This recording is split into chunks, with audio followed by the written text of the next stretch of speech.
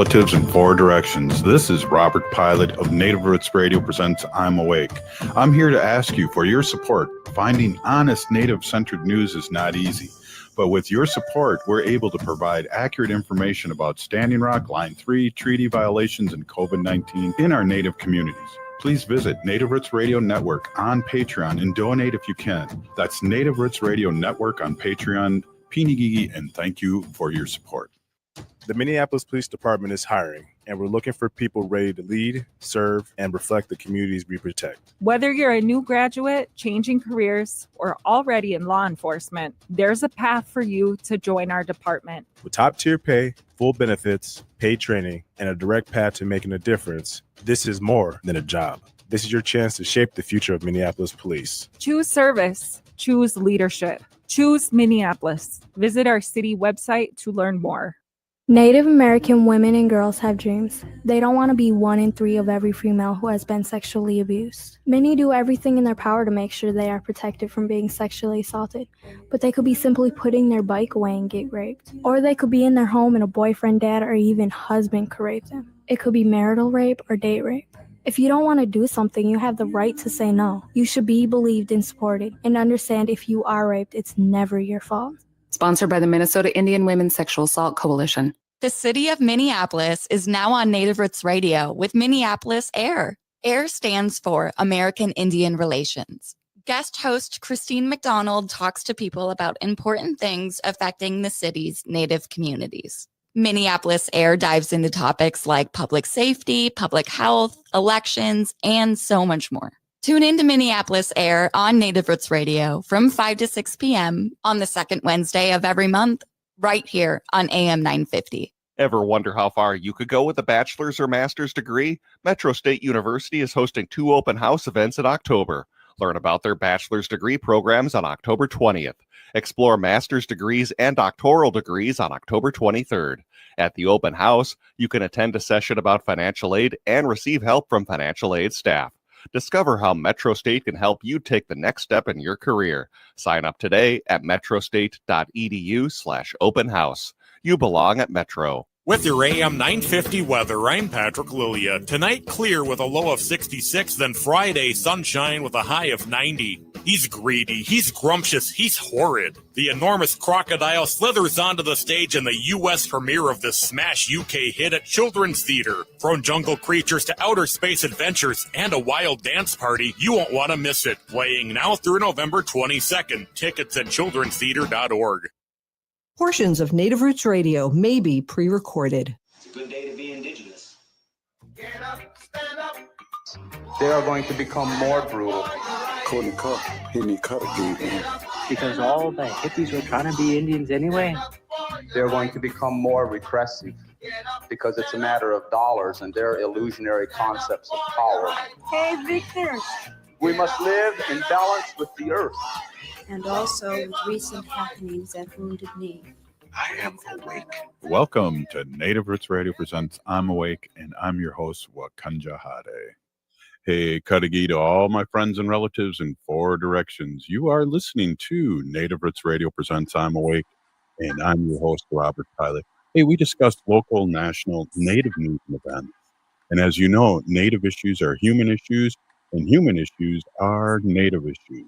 Hey, we're going to start off right away here with our friend Rachel Dionne-Thunder of Indigenous Protectors Movement and just catch up on the great work that's going on with Indigenous Protectors Movement and what's happening on the calendar. And I know we had a couple things happen this week that I really would like to get some updates. Great to see you, Rachel, as always. It was great to see you at the Minneapolis Indian Center Party 250th Anniversary Gala.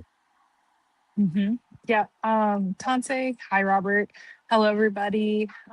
Thanks for having me on, Robert. Always an honor to be on and be able to share with you, some of the things that we're working on, but also just kind of, like what's going on in community and being able to update community and also just Indian country, because we're really small and it can be powerful to get inspiration from other communities. We we take inspiration from other communities. You know, you hear about something happening somewhere and how maybe one community has a different strategy than your own.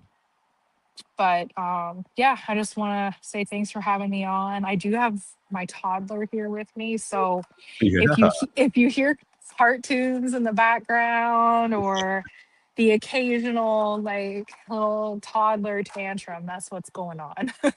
Well, we need a native Miss Amy or whatever her name is. Do you All know who, right. how, Mm-hmm. or Miss Rachel or Mm-hmm. what is her Yep. name? It's Miss Rachel. Yeah. Mm-hmm. Yeah. Well, it's a savior over here when we're watching our grandchildren. It's very interesting how glued they get to this person. Doing Yeah. fairy tales and things like that. Hey, so we had a press conference. We had things happening this week. We also have our weekly meetings. I'd love you to talk about. I'd like you to just take it away and for what you think is really first on your mind, and let our audience know what's happening. Yeah. So I guess just for everybody, just to kind of understand a little bit more. So my name is Rachel Dionne-Thunder.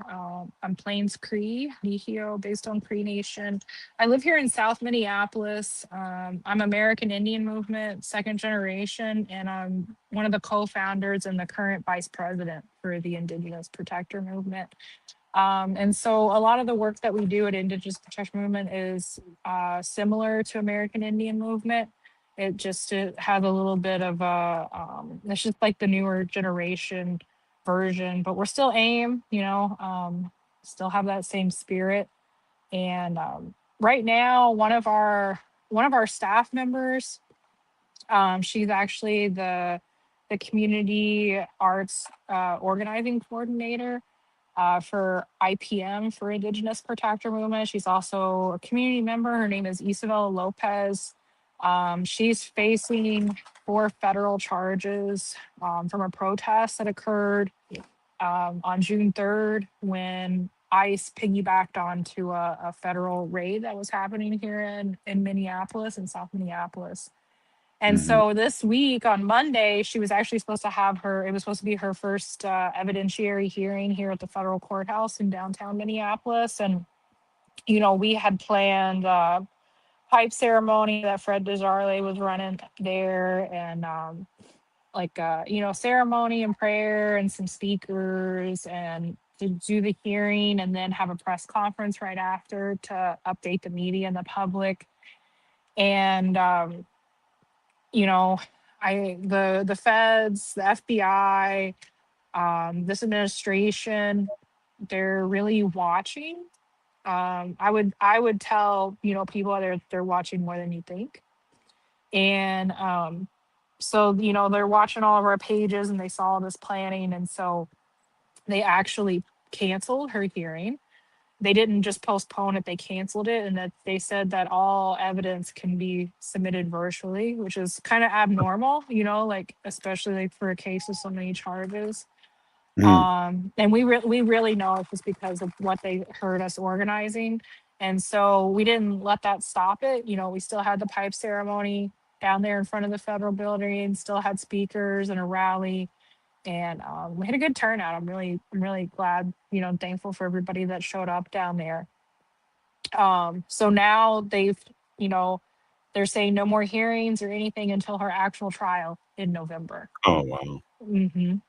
So yeah, that's what's going on. And like the U.S. attorney, he's getting a lot of like positive media attention right now because of how he is and like his office is cracking down on all the fraud that is happening here in Minnesota.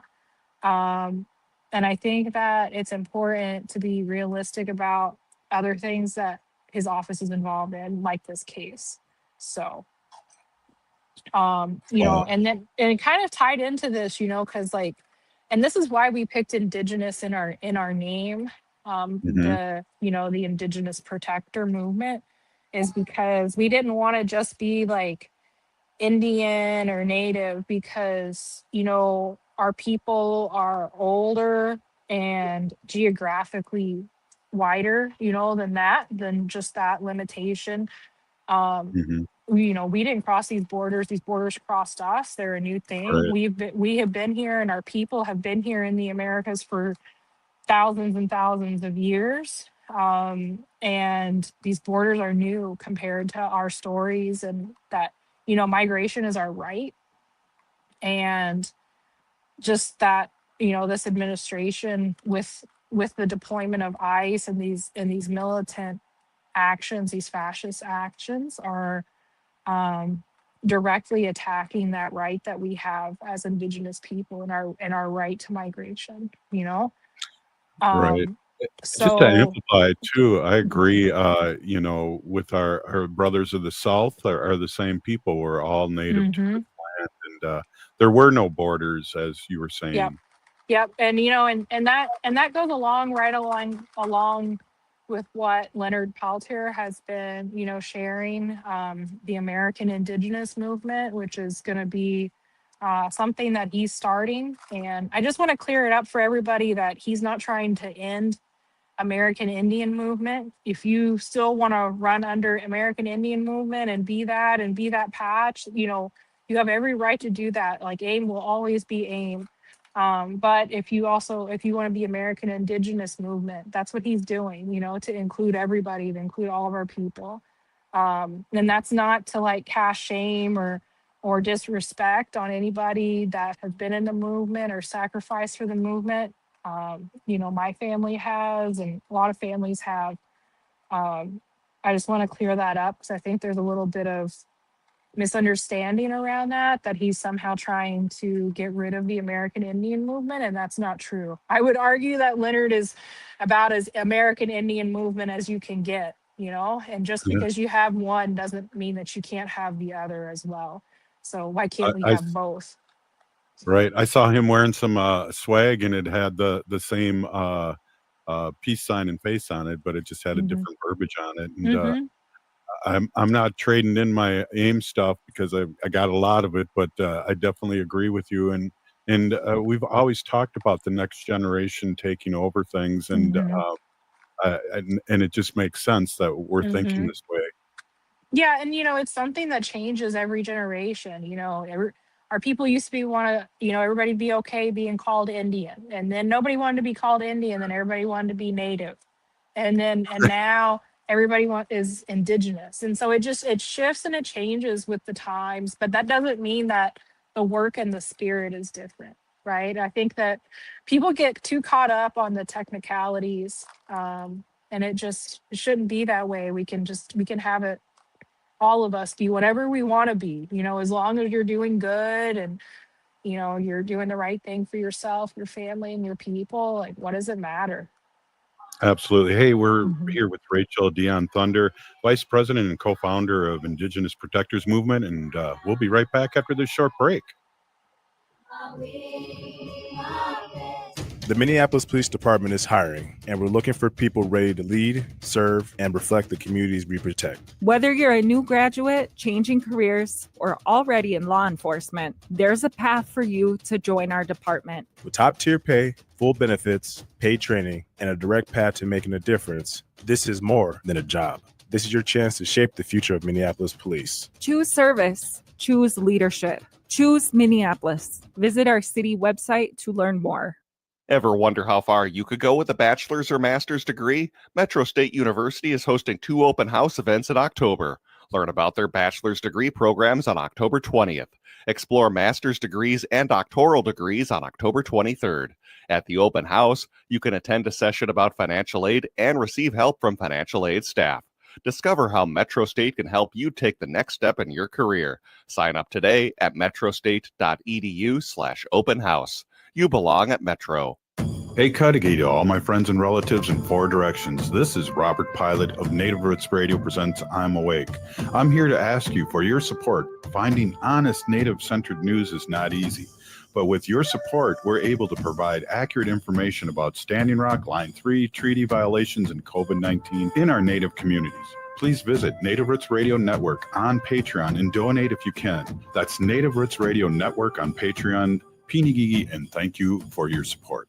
Four Sisters Farmers Market is more than a place to shop for delicious organic food. It's a celebration of Indigenous culture, food sovereignty, and community. Now in its 11th season, the market offers healthy, affordable, culturally appropriate local foods every Thursday from 11 to 3. Located on the American Indian Cultural Corridor off Franklin Avenue, Four Sisters Farmers Market is a project of NAGTI. Every Thursday now through October, discover more about Four Sisters Farmers Market by visiting nagti.org. I'm Lieutenant Governor Peggy Flanagan, and I want to be your next United States Senator, and you are listening to Native Roots Radio. Welcome back to Native Roots Radio Presents I'm Awake, and this is Robert Pilot. Hey, welcome back, everybody. We are here with our friend Rachel Dionne-Thunder, Vice President and co-founder of Indigenous Protectors Movement, and I really appreciate you bringing up that fact. I think about our people, and I mean, just in the continent of the U.S., there's 500 recognized tribes, and we all speak different languages. We all have similar things, but we all are one also. Mm-hmm. Yeah, no, you're exactly right. And so, like, as our organization, that message is exactly our focus for Indigenous Peoples Day this year. So on Indigenous Peoples Day, we're going to be hosting a pipe ceremony and have some speakers and a deployment of a very large banner at the Indian Center. So right before the powwow. So we invite everybody to come to that at 1. And so actually this coming Monday on the 6th, all day at the Indian Center from 10 a.m. to 5 p.m. You can come stop by and come to the art studio upstairs and be a part of working on that banner. It's going to be a 60-foot by 15-foot banner that says the eagle and the condor fly together, and it's going to have an eagle and a condor, and we're going to unwrap that on Indigenous Peoples Day right there on Franklin Avenue, and do that together as a community. And so we invite everybody to come out and be a part of that, and to show that solidarity with our Indigenous relatives that are really being targeted right now by this administration. Absolutely. Rachel, do you mind giving just a quick synopsis of the eagle and the condor, the story behind it? Right.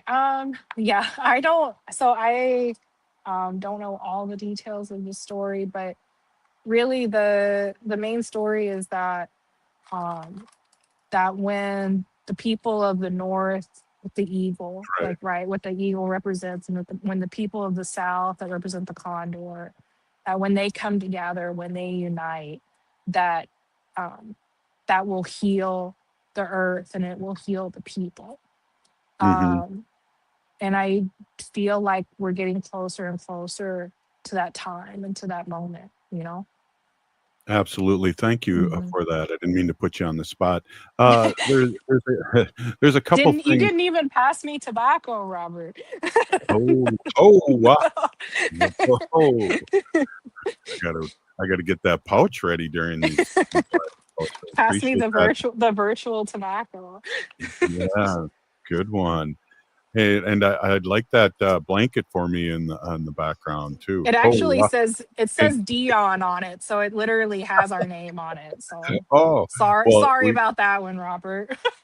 So people that don't know, when natives like something on somebody, you're supposed to give it to them. But my comeback always is, well, this was a gift. I can't give it to you. I actually that was a gift. I gave it to my husband Vinny for his birthday. Oh, that's great. Yeah. Well, and these are times that I'm glad that you're doing what you're doing.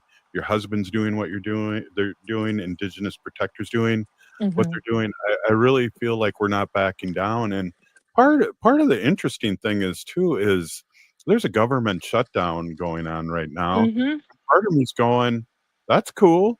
Like, I'm kind of okay with that right now. Like, we can all take a breath. Just take a breath. Yeah. And yeah. What are they doing for us other than some bad things over the years? So I was like, oh, that's cool. It's tough. And, it doesn't, I don't know. I think that really, I think the real difference that happens, like the real difference that you can make, is the work that you do in the community that you live in. The real Right. work happens from that person to person relationship building, community building, the Mm. community healing, healing in your family, changing, shifting from multi-generational trauma to multi-generational healing, and being that generation that shifts it in a different direction for Right. all of our generations to come. And it doesn't matter like what policies are passed or what policing agency is patrolling around. When things happen in community, like it's community that takes care of it, and that I can speak for that here. Yeah. I don't know if you saw recently, Robert, I'm sure you did, but this is just something for people to be on the lookout in their own communities. A couple of years ago, they experienced this a lot, like in New Mexico and Arizona, of people representing fraudulent treatment centers, and they would Yes. target negative relatives. Like there's a lot of red flags. Like they will offer cash, they'll offer bottles of alcohol, they'll have girls with them vouching for them. They'll say that they're going to put you on an airplane, they're buying you plane tickets, they're taking you to the beach. And so Mhm. in New Mexico and Arizona, they really cracked down on this. Like the federal government, the feds got involved and, Mm. cracked down hard. And they ended up doing policy change there at the states to get rid of some of those loopholes that these people were exploiting. But this week, we had two individuals, two men, come here to community saying that, going around to all of our relatives that are out here, telling them that, they'll get them a plane ticket to go to Los Mhm. Angeles, that they'll take them to the beach. Here's cash in hand, go get your fix. We know so and so, we have a treatment center in Oklahoma, we'll take care of it. Closing out their insurance claims in one day. And so like all of these like very suspicious activities. And so I'm so glad you're communities, bringing this up, yeah. Rachel. Thank you. So yeah, communities need to be on high alert, not even specifically for these individuals. Even if these two guys don't come back, there will be others that come because they're now looking for new communities to exploit. Mhm. And at the very least, like we can't allow people that and companies that we don't vet to come into our community Mhm. and solicit our people and take our people out of state or to these facilities that we don't even know where they are. Their families don't know where they are. Mhm. There's no communication. These guys, they had a flyer. When you scan the QR code, it didn't take you to anything. And there was like 3 different phone numbers listed on the flyer. One was for a Texas number, one was for an Oklahoma number, one was for a California number. They all 3 go straight to voicemail.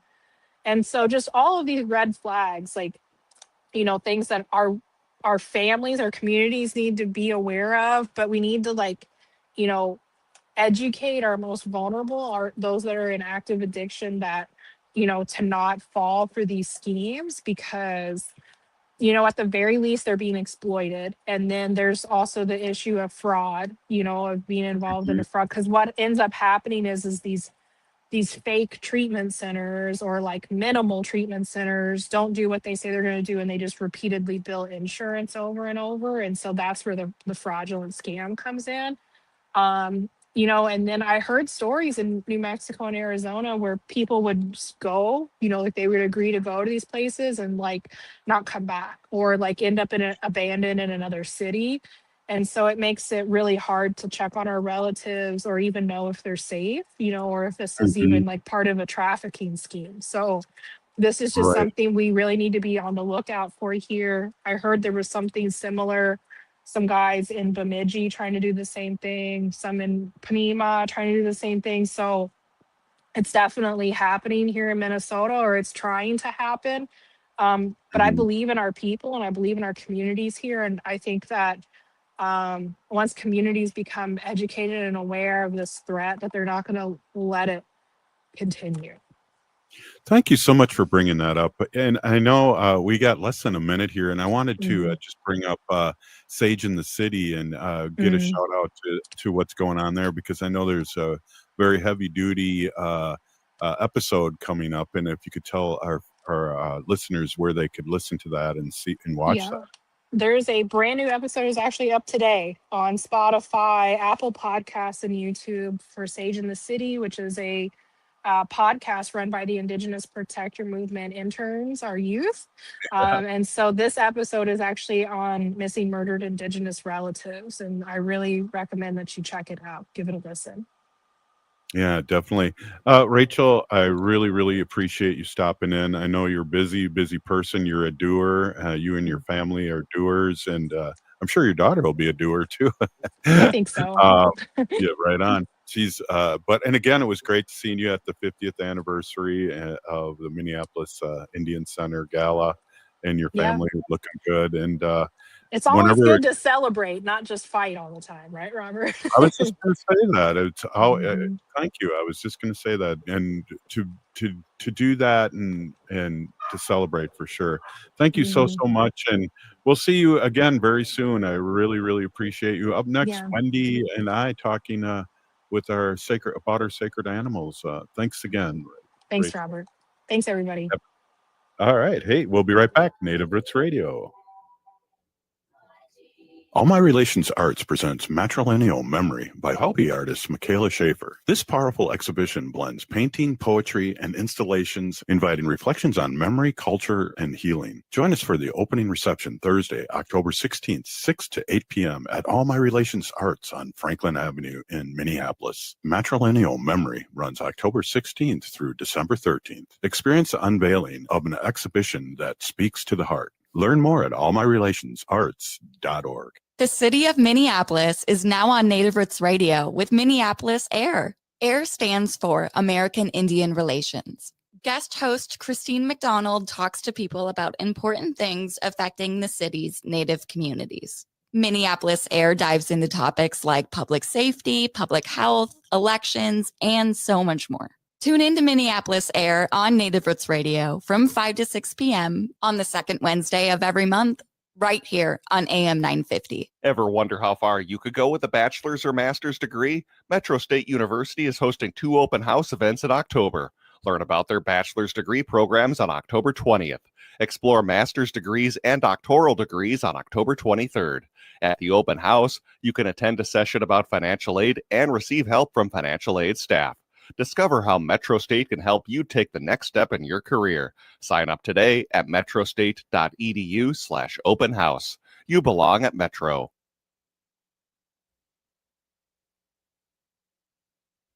The Minneapolis Police Department is hiring, and we're looking for people ready to lead, serve, and reflect the communities we protect. Whether you're a new graduate, changing careers, or already in law enforcement, there's a path for you to join our department. With top-tier pay, full benefits, paid training, and a direct path to making a difference, this is more than a job. This is your chance to shape the future of Minneapolis police. Choose service. Choose leadership. Choose Minneapolis. Visit our city website to learn more. Four Sisters Farmers Market is more than a place to shop for delicious organic food. It's a celebration of Indigenous culture, food sovereignty, and community. Now in its 11th season, the market offers healthy, affordable, culturally appropriate local foods every Thursday from 11 to 3. Located on the American Indian Cultural Corridor off Franklin Avenue, Four Sisters Farmers Market is a project of NAGD. Every Thursday now through October, discover more about Four Sisters Farmers Market by visiting nagd.org. When was the last time you had your roof inspected for extreme weather and hail damage? This is Chad, owner of AM 950, to talk about the exterior construction company I trust, Snap Construction. If you've noticed new roofing projects in your neighborhood, your home was likely hit by hail last summer and experienced damage. Snap Construction is helping homeowners like you, and they're the roofing specialists I trust. They are the most well-reviewed contractor in the Twin Cities and have a ton of positive customer reviews from homeowners just like you. Even better, Snap Construction's installations are backed by a lifetime warranty, so you know you're dealing with a qualified roofing expert. You want to work with a company that will be here for a long time after the work is done. Snap Construction has handled thousands of claims and will help you through the process. Do yourself a favor and get a free roofing inspection so you have the facts and peace of mind you deserve. Call Snap Construction today at 612-333-SNAP.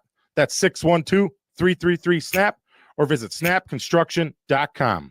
With your AM 950 weather, I'm Patrick Lilia. Tonight, clear with a low of 66, then Friday, sunshine with a high of 90.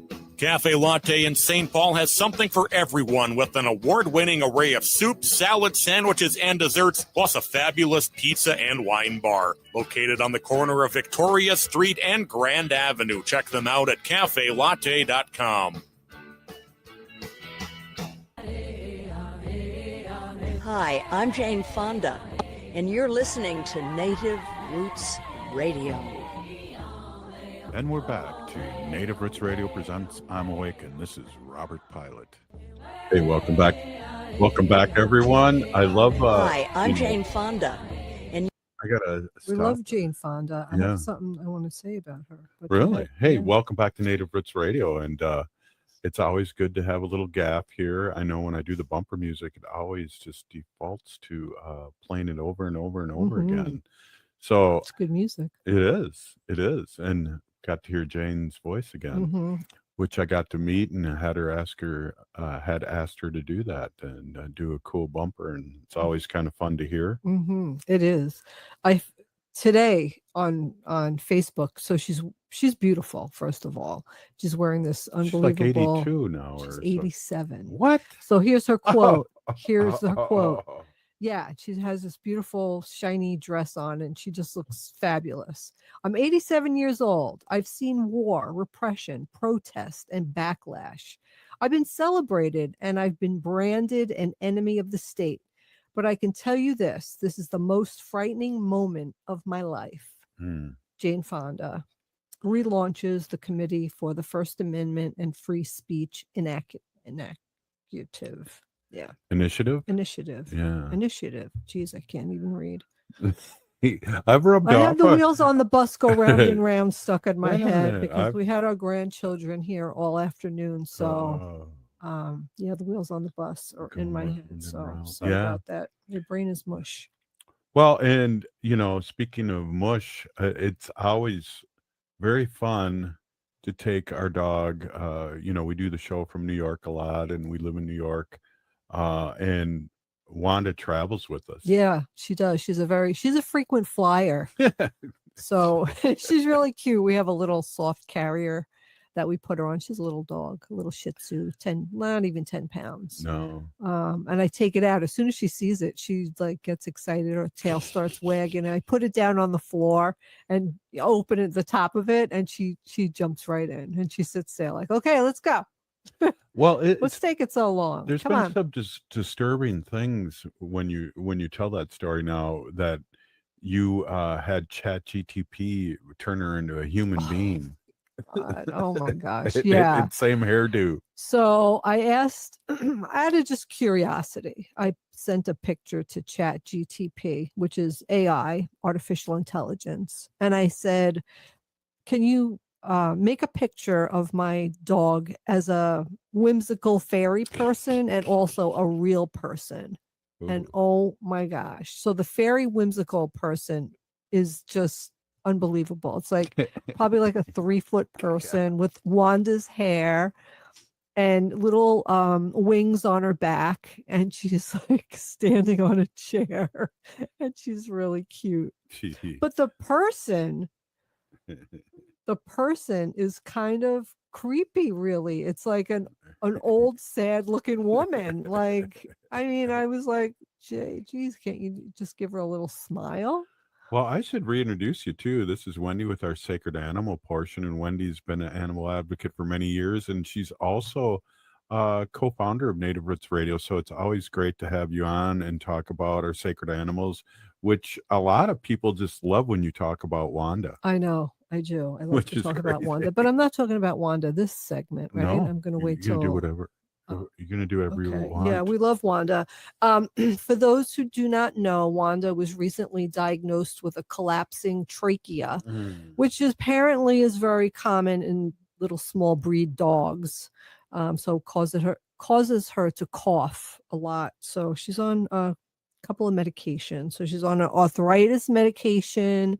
She's on 2 medications to help her with inflammation and coughing.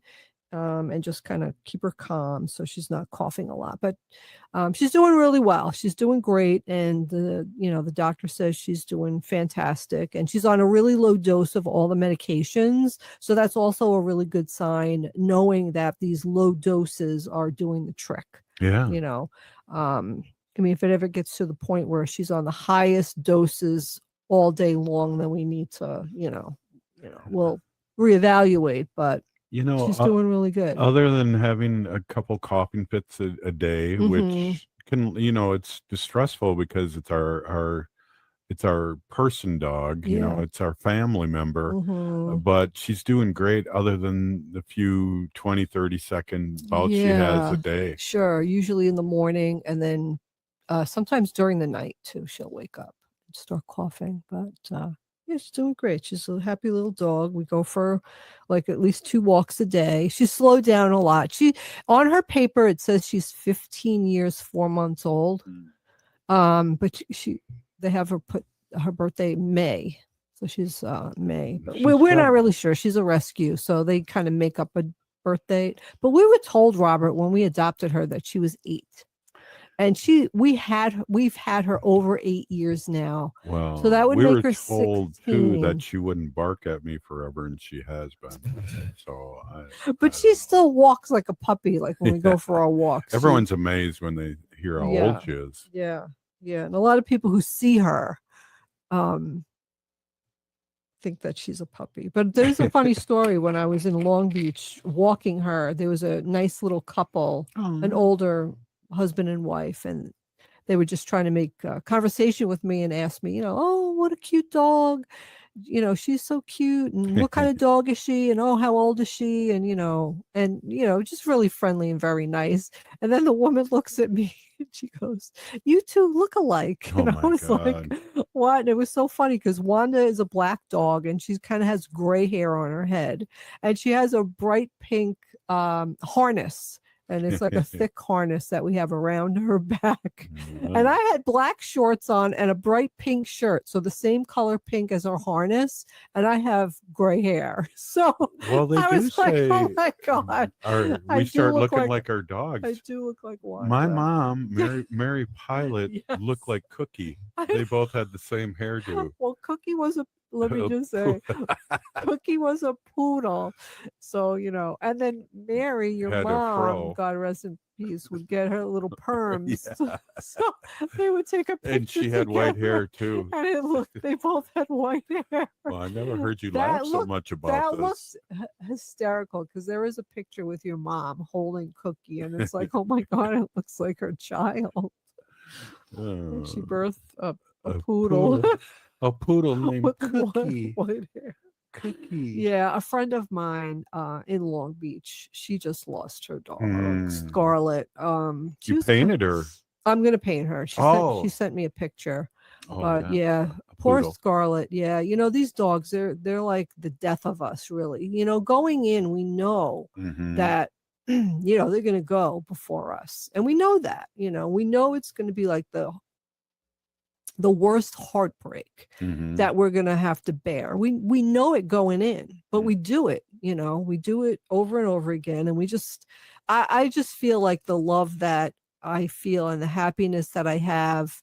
I mean, I laugh every day. Yeah. Wanda, I laugh every day. These are times we need to laugh every day. Yeah. And she's just like, I just love her so much. So I just feel like that way outweighs the heartache that we're gonna have, because I know it's coming. I know, and you can never prepare for it, even though like she's getting old, she's got some health issues, she's not walking as far as she used to, she's not staying up and she's sleeping a little bit more than she used to. So, She used to walk on two legs like a human too for a long I time know, until would she stand hurt her up- leg. She would stand up on her hind legs. Yeah, she did that she did that. For a Maybe long we got a time. couple minutes. Maybe talk a little bit about her.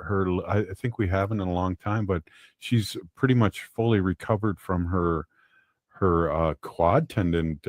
Yeah, she tore a quad tendon. Was it No, a that quad was tendon? me. It was an ACL. That was me. She tore her ACL in her little ankle, her Little knee. rear left. Oh, it was her knee, right? Yeah. I can't remember, but anyway. That was Do you me even too. remember how she did it? I do. Okay, tell me, because I can't remember. You were out of town. Oh, I was out of town. That's why I don't remember. Yeah. And I was she out was of just, town. when she'd come in or you'd come in after being gone, she used to go crazy. Yeah, she still does kind of. Not as bad as then. Yeah. And she hurt herself.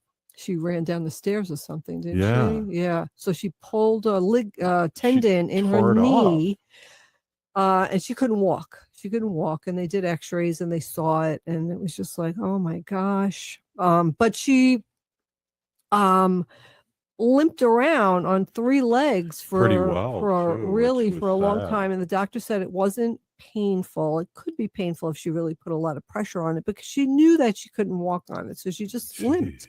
She just walked around like a tripod dog. You ever see a tripod dog that only has three legs? That's what she did. But anyway, Jesus. we brought her in, and we had to give her the surgery because the one thing that Wanda loves to do more than anything in life is to walk. Yeah. So I couldn't deny her that. And the surgery was quite expensive. But for some reason, we had all these good gift cards from Delta Airlines because I don't know what happened. You got bumped I got off a bumped flight. off the flight, and they gave me quite a few gift cards. So anyway, thank you, Delta, for helping to pay for Wanda's surgery. Yeah. But she healed up really well, and then I told the doctor, like I said, she's wild, she's runs, she's crazy. So the doctor, they put some type of fishing wire in To there. hold it Yeah, together, and he said, I didn't put fishing wire for a 10-pound Shih Tzu. I used fishing wire thick enough that I would use like in a police German Shepherd dog. And I was like, okay, great. Well, what happened? Running around, acting crazy, she tore and ripped Broke the fishing line. And then she started limping again. And I was like, oh no, we're going to have surgery again. So he just said, listen, she's got enough scar tissue around. I did some, I did some work on her knee and her kneecap. Yeah. So that could help. So let's just Carved a groove in it or he carved a something. groove. Let's just see what happens. Just let's not do another surgery. Let's just see what happens. And sure enough, Out of nowhere. it really, really healed up well between what he did and the scar tissue. But it is, you got to watch. You have to be careful. She slowly got better and better, and Yeah. I'd give you reports if you weren't home and say, I think she's walking on all four legs. And Yeah, and she's been doing great. She's been really doing fantastic. So I'm glad we had that surgery for her. I'm glad we had that talk. People really have been reaching out and saying they like to hear Wanda talk. Hey, this is Native Roots Radio. We'll be back. The city of Minneapolis is now on Native Roots Radio with Minneapolis Air. AIR stands for American Indian Relations. Guest host Christine McDonald talks to people about important things affecting the city's Native communities. Minneapolis Air dives into topics like public safety, public health, elections, and so much more. Tune in to Minneapolis Air on Native Roots Radio from 5 to 6 p.m. on the second Wednesday of every month, right here on AM 950. Ever wonder how far you could go with a bachelor's or master's degree? Metro State University is hosting 2 open house events in October. Learn about their bachelor's degree programs on October 20th. Explore master's degrees and doctoral degrees on October 23rd. At the open house, you can attend a session about financial aid and receive help from financial aid staff. Discover how Metro State can help you take the next step in your career. Sign up today at metrostate.edu/open house.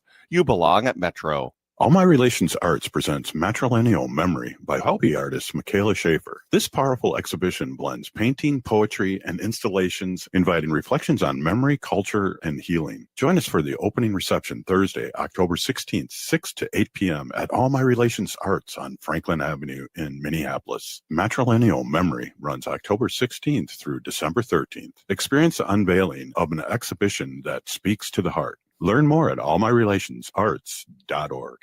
The Minneapolis Police Department is hiring, and we're looking for people ready to lead, serve, and reflect the communities we protect. Whether you're a new graduate, changing careers, or already in law enforcement, there's a path for you to join our department. With top-tier pay, full benefits, paid training, and a direct path to making a difference, this is more than a job. This is your chance to shape the future of Minneapolis police. Choose service. Choose leadership. Choose Minneapolis. Visit our city website to learn more.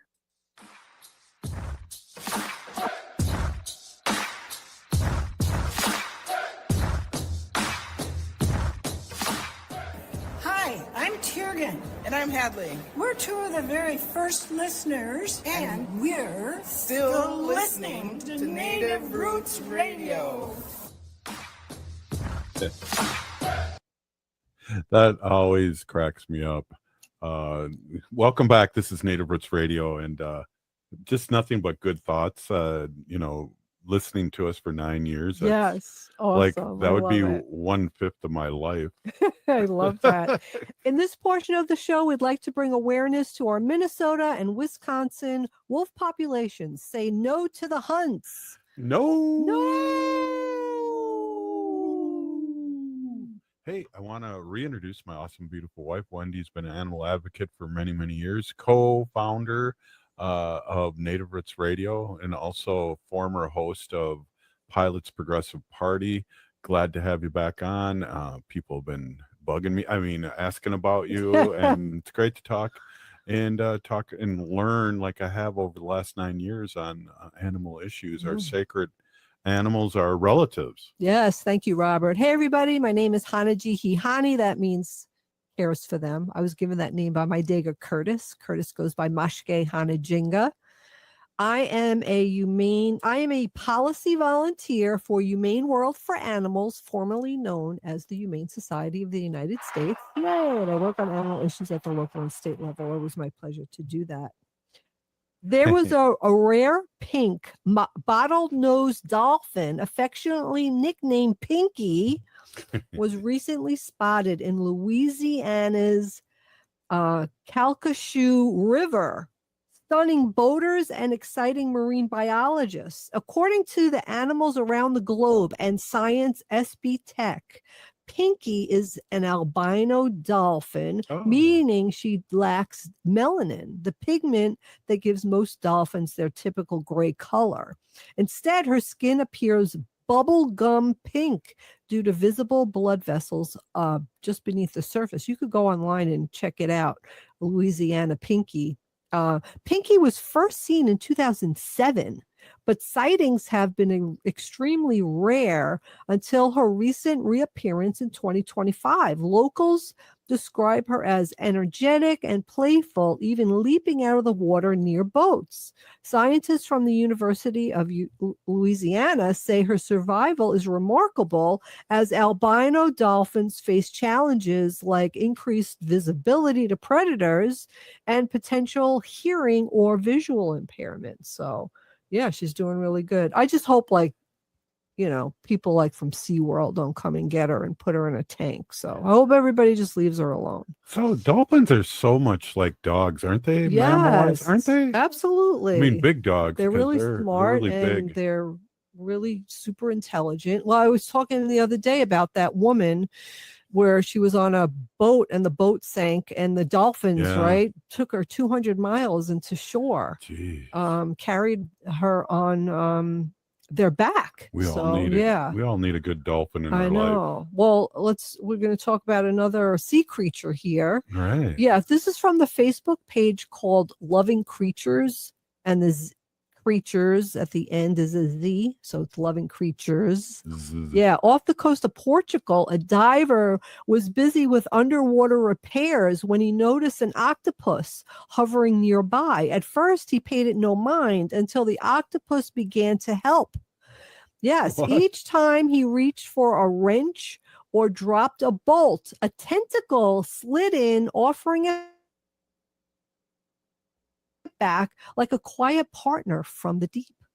Yes, when he surfaced, no one believed him. So he set up cameras and captured the proof. An octopus calmly passing tools to a human. The footage went viral. This is another thing you could just go and look at and see it. So it's just crazy. Asked about it later, the diver just smiled and said, "I'm just glad I had a little help down there." And yeah, there's a picture of him. He's in his, diving equipment, and the octopus is there. Scuba diver. Thank you very much. Yeah. So, okay, here's another thing that's gone crazy on the internet. So at first, no one believed the photos of a raccoon riding on the back of a deer. Yes, this happened in Brockport, New York. It was surely fake, right? But then more evidence appeared. Trail cameras, blurry car window shots, even pictures snapped through living room curtains. Soon, hundreds of people claimed the same thing. A lone raccoon perched calmly atop a white-tailed deer, gliding through the fields as if it was invented a new way to travel. Scientists studied the photo and confirmed it was not random. It was the same raccoon returning again and again to its strange habit. The deer never seemed to be bothered, gazing and walking as though carrying a passenger was just part of each day. Yeah. Wow. Experts admit they can't explain it. Maybe it's playful. Maybe it's practical. Maybe it's just proof that nature still finds ways to surprise us. So locals named the raccoon Cowboy. And kids begged their parents to go for drives just to catch a glimpse. Artists are already turning the unlikely duo into sketches and murals. Wow. Yes, from disbelief to wonder, the story has become a legend. And out there, somewhere, a raccoon may still be catching rides on the back of a deer. And there's pictures of the raccoon. Why does that remind me of that deer? Chihuahua out there you talked about last week? I just had a picture of that Chihuahua with the wolves. Oh, or the yes. foxes. Isn't that hilarious? I know. Mickey Seriously, animals are crazy. Yeah. It's really just something else. There was this other thing that was posted I just want to talk about. So this dog, a big dog, I can't remember what kind of dog it is, but it was a big dog. And it had surgery, and it had one of those cones on its the head. cone of shame. Yeah, cone of shame. But it was laying down, and their cat missed the dog because the dog was gone, stayed in the hospital for a couple of days. So the dog came home and laid down, and the cat laid in the cone, was licking and like hugging and rubbing this dog's face. It was just so it was really, really cute. Well, we witnessed something like that with our past princess and our past little dog. They used to love each other. Yeah, I know. So, well, Gracie used to lick Wanda's face constantly. Yeah. Now I have to do it to keep her eyes clean. Yeah, we do little wipes, but she doesn't like it as much as she liked Gracie doing it. Do I have time for another one? Did I talk about this? I'm not sure. I don't know. A squirrel of all things terrorizing California neighborhood. Did I talk about that? I don't know, but it reminds me of, remember when we came from the I had some young kids, a friend of mine's kids we used to take to the Minnesota Twins opener, and we were coming in and walked in the backyard, and a squirrel jumped on on his back. So anyway, a squirrel of all things is terrorizing a California neighborhood, attacking people and sending some to the ER. Whoa. Yes, residents in San Rafael, California, are being warned about a very mean squirrel that was sent at least 2 people to the emergency room in recent weeks. Flyers posted around Lucas Valley neighborhood describe a small but aggressive attacker that comes out of nowhere and has reportedly assaulted more than 5 people. Victims say the squirrel has leaped onto their legs and even faces, biting and scratching without warning. So wildlife experts believe the behavior is likely due to someone feeding the animal, right? Causing it to lose fear of humans and associate people with food. Lisa Bloch of Marin Humane says, while attacks appear to have stopped since mid-September, the agency is ready to step in if the squirrel resurfaces. Fortunately, squirrels are not known to carry rabies, but officials stress that feeding wild animals is dangerous both for the people and animals themselves. In the meantime, locals are staying alert and keeping their distance from overly friendly rodents. Hey, great to have you on again. Great segments as always. And this has been Native Roots Radio. We're still here. We are the 7th generation. Remember, resist, divest, and join a group, run for office, and pet your little pets.